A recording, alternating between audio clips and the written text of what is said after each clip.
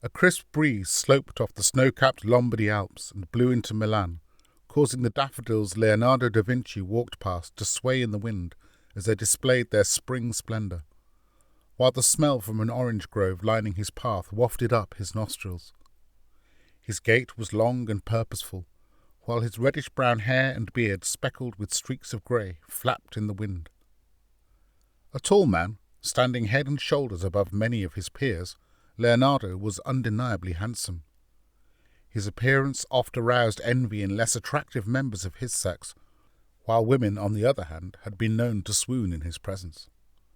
His fingers were slender and calloused at the tips, and when he shook your hand he did so firmly, perhaps too firmly for lesser men.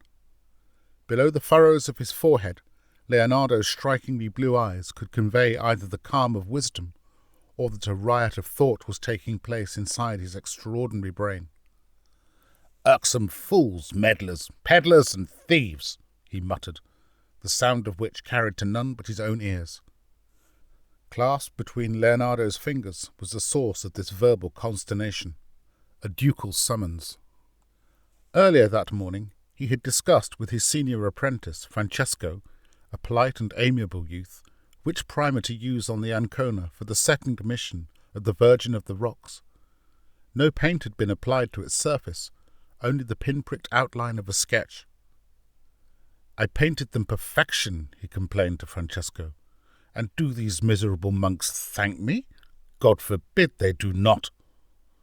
Leonardo, along with the Depretis brothers, Ambrogio and Evangelista, had been commissioned by the Confraternity of the Immaculate Conception in Milan to paint a wood-panelled Ancona. The two brothers were given the minor work of the side panels, with Leonardo assigned to the larger central panel.